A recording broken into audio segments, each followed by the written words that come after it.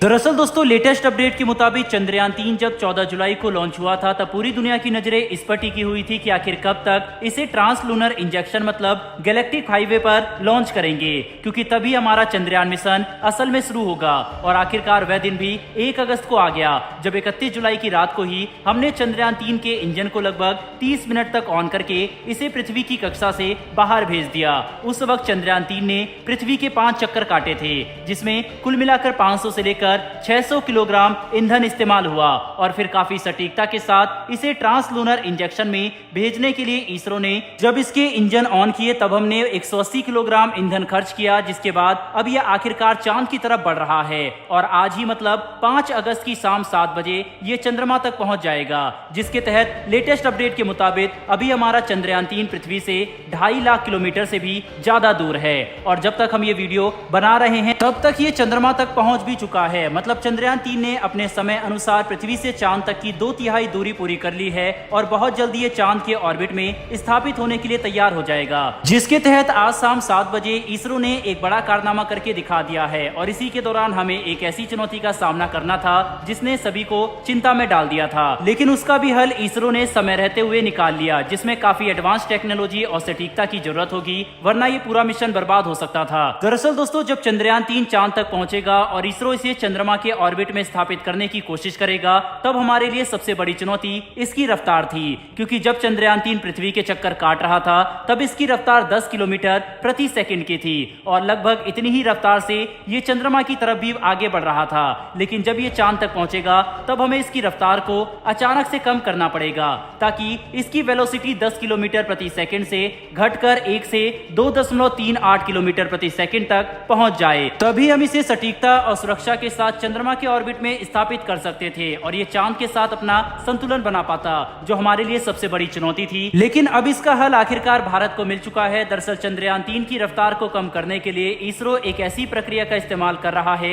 जिसे हम D boosting के नाम से जानते हैं। दोस्तों, डी बूस्टिंग के तहत जब चंद्रयान 3 चांद तक पहुंचेगा तब इसरो इसके इंजन को शुरू करके उल्टी दिशा में फोर्स लगाएगी ताकि इसकी रफ्तार को कम किया जा सके। इसी दौरान काफी सटीकता से इसे 180 डिग्री तक पलटा जाएगा, जिससे ये चंद्रमा के ऑर्बिट में सफलतापूर्वक स्थापित हो सके, जिसमें सबसे बड़ी चुनौती बिल्कुल सही समय तक इंजन को शुरू करना और फिर बंद करना होगा। साथ ही हमें चंद्रयान 3 को 180 डिग्री पलटने में भी काफी सावधानी से काम करना होगा। बता दें कि काफी अहम प्रक्रिया थी, क्योंकि इसमें जरा सी भी चूक इस पूरे मिशन के लिए काफी घातक साबित हो सकती थी, क्योंकि चंद्रयान 3 खुद को चंद्रमा के ऑर्बिट में स्थापित नहीं कर पाता और ना ही ये चांद के गुरुत्वाकर्षण बल के साथ अपना संतुलन बना सकता, जिसकी वजह से ये 10 दिन तक चक्कर काटकर पृथ्वी की कक्षा में वापस आ जाता और तब ना तो हमारे पास ईंधन बचता और ना ही हम इसे वापस चांद तक भेज सकते थे और ना ही हम इसे रिकवर कर पाते। इसीलिए आज जब चंद्रयान 3 को चांद की कक्षा में स्थापित किया गया तब 140 करोड़ भारतीयों की उम्मीद इस पर टिकी हुई थी। दोस्तों, भारत इन सभी चुनौतियों को लगातार सफलतापूर्वक कर रहा है और हम इतिहास रचने की तरफ आगे बढ़ रहे हैं, क्योंकि भारत ने चंद्रयान 2 के मुकाबले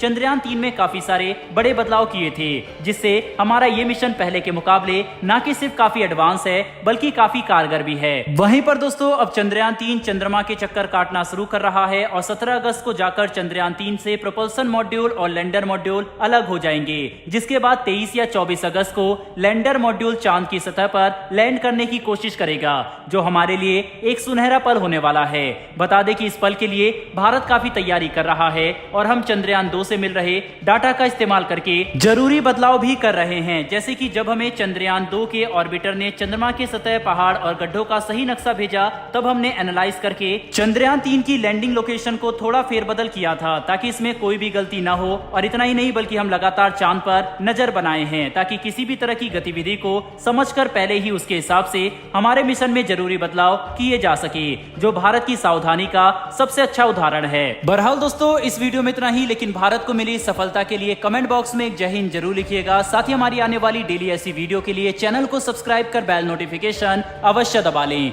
फिर मिलेंगे ऐसी एक नई वीडियो के साथ। धन्यवाद। जय हिंद।